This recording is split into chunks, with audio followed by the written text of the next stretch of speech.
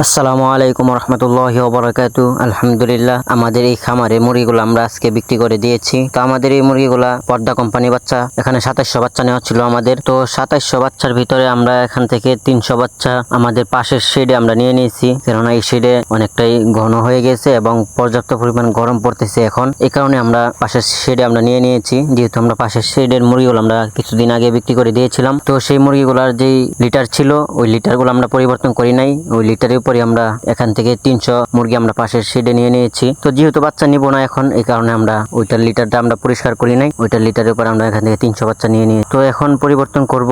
এখন এই মুরগিগুলো বিক্রি করে দিয়েছি, এখন দুনো শেডের লিটারই আমরা পরিষ্কার করে নেব। আর আমাদের এই পাশে আরেকটি শেড আছে, তো এখানে টোটালি 3টা শেড। তো পাশের শেডটা আমরা ওইটা পরিষ্কার করে ফেলেছিলাম মুরগি বিক্রি করে। তো আমাদের এই খামারে আমরা এমনিতে 2700 মুরগি পালন করি, শীতের সময় এমনিতে 3000 মুরগি পালন করি। তো যেহেতু এখন বেশি গরম পড়তেছে, এই কারণে আমরা পাশের শেডে 300 মুরগি নিয়ে গিয়েছিলাম যাতে স্টক না করে কালার বাট মুরগি। তো আমরা আমাদের মুরগিগুলোকে ফ্যান চালিয়ে দিয়েছি, তারপরে মুরগি অনেক পর্যাপ্ত পরিমাণ গরম লেগে গেছে মুরগি। তো আমরা কিছুদিন আগে মুরগিগুলোকে পাশের শেডে আমরা নিয়ে নিয়েছি মুরগিগুলো বিক্রি করে। তো ওই পাশের শেডের মুরগিগুলো আমরা বিক্রি করছিলাম 160 টাকা কেজি, আর আজকে আমরা এই মুরগিগুলো বিক্রি করছি আজকে আমরা 163 টাকা কেজি। তো বর্তমানে মুরগির বাজারটা অনেকটাই কমে গেছে। এই বাজারে কোনো খামারিদের এই মুরগি বিক্রি করে লাভ হবে না। যারা বাকিতে ব্যবসা করে তাদের আরো বেশি টাকা লস হবে এই বাজারে। তো যারা নগদে ব্যবসা করে তাদেরও অনেক টাকা লস হইতেছে। তো আমাদের পাশের যে 2টা শিট আমরা বিক্রি করছি মুরগি, সেই 2টা শিটও আমাদের প্রায় অনেক টাকা লস হয়েছে। এবং এখন আজকে যে মুরগিগুলো বিক্রি করছি, এই মুরগিগুলা থেকে আমাদের প্রায় অনেক টাকা লস হবে। তো আমাদের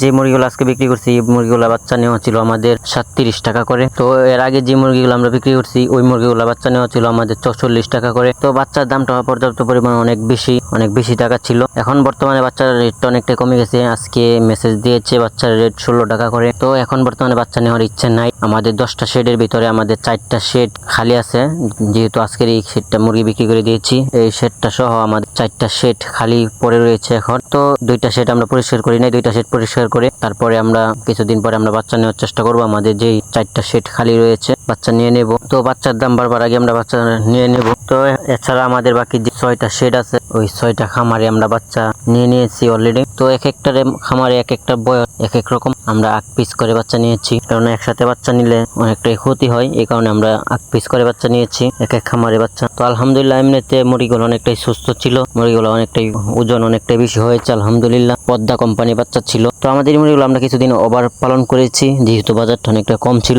এই কারণে আমরা কিছুদিন ওভার পালন করেছি। তো আলহামদুলিল্লাহ, তারপরে অনেকটাই ওজন হয়েছে। তো এমনিতে ওজনের দিক দিয়ে মুরগি তেমন কোনো সমস্যা ছিল না। তো বাজারটা অনেক টাকাই কম, তো বাজার কম থাকার কারণে লস হবে। যদি বাজারটা ভালো থাকতো তাহলে হয়তো অনেক টাকাই লাভ হইতো, যেহেতু ওজন আসছে। তো দেখা যাক সামনে মুরগি বিক্রি করার সময় বাজার কিরকম থাকে। তো আশা করি আমাদের মুরগি আর কোরবানি ঈদের আগে বিক্রি করতে হবে না, কোরবানি ঈদের পরে বিক্রি করব। এখন যে মুরগিগুলা বর্তমানে বাচ্চা নিয়েছি, এই বাচ্চাগুলা কোরবানি ঈদের পরে বিক্রি করতে হবে। কোরবানি ঈদের আগে বিক্রি করার মতো বাচ্চা আমাদের খামারে আর নাই আবার। তো এমনিতে এখন বর্তমানে যে সমস্ত খামারিদের মুরগি আছে প্রত্যেকেরই হয়তো লস হইতেছে। তো আমরা এই কম বাজারে প্রায় অনেক মুরগি বিক্রি করেছি, প্রায় 8টি খামারে মুরগি আমরা বিক্রি করেছি এই কম বাজারে। তো টোটালি আমাদের অনেক টাকাই লস হয়েছে। তো তার আগে আমাদের লস হয়েছিল সেই আন্দোলনের সময়, তারপরে এখন আবার এই বাজারে আমাদের প্রায় অনেক টাকা লস হইতেছে। আন্দোলনের সময় প্রায় আমাদের 12 থেকে 13 লক্ষ টাকা লস হয়েছিল, ওই সময় বাজার অনেকটাই কম ছিল। তো এখনো মোটামুটি প্রায় অনেক টাকা লস হইতেছে। তো এখনো প্রায় 10 লক্ষ টাকার মতো টোটালে লস আমাদের